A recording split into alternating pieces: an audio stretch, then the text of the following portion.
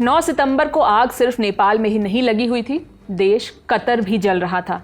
Israel ने हमला किया, निशाना था हमास। इस दिन कतर की राजधानी दोहा में इजराइल ने हमास के लीडर्स पर हमला किया। इजरायली सेना ने हमले की पुष्टि की। उन्होंने इसे एक सटीक हमला बताया। दावा किया कि इसमें आम नागरिकों को कम से कम नुकसान पहुंचाने की कोशिश की गई है।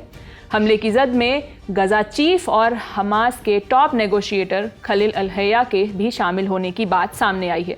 ध्यान रहे कि यह पहला मौका है जब इजराइल ने कतर में हमास को निशाना बनाया है। वही कतर जो लंबे समय से हमास और इजराइल के बीच समझौता कराने के लिए मध्यस्थता कर रहा है। हमला कैसे किया गया और इसमें कितना नुकसान हुआ, ये जानकारी फिलहाल सामने नहीं आई है। हालांकि हमास के एक सूत्र ने अल जजीरा से कहा कि अटैक में उनके किसी भी नेता की मौत नहीं हुई है। इजराइल के प्रधानमंत्री कार्यालय ने कहा, आज हमास के आतंकी नेताओं के खिलाफ की गई कार्रवाई पूरी तरह इजरायली ऑपरेशन था।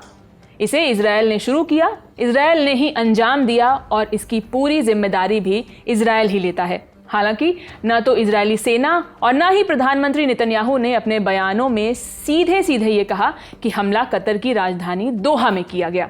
वहीं कतर की सरकार ने इस हमले की निंदा की है। उन्होंने इसे कायरतापूर्ण और अंतर्राष्ट्रीय कानून का सीधा उल्लंघन बताया।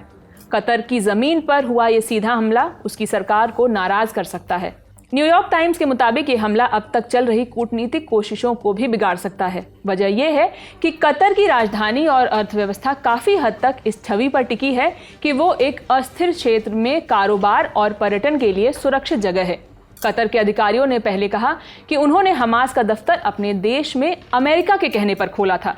जंग को लेकर भी कतर ने अब तक न्यूट्रल रुख ही अपनाया है। कतर में मौजूद अमेरिकी एम्बेसी ने सोशल मीडिया पर बताया कि उसने अपनी इमारतों के लिए शेल्टर इन प्लेस आदेश लागू किया है। इसका मतलब है कि दूतावास के सभी लोग वही इमारत के अंदर रहें और बाहर ना निकलें। साथ ही एम्बेसी ने कतर में मौजूद अमेरिकी नागरिकों को भी सलाह दी है कि वो जहां हैं वहीं सुरक्षित रहें और घर से बाहर ना निकलें।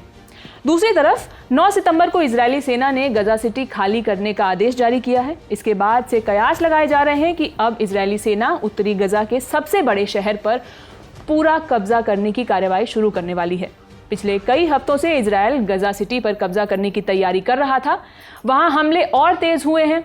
60,000 अतिरिक्त रिजर्व सैनिकों को बुलाया गया है।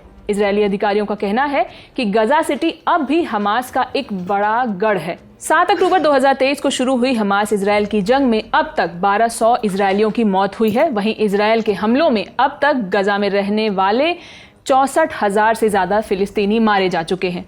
इस खबर से जुड़े बाकी अपडेट्स हम आप तक लाते रहेंगे। इस खबर को लिखा है मेरी साथी निकिता ने। मैं हूं शिवानी। देखते रहिए द ललन टॉप। शुक्रिया।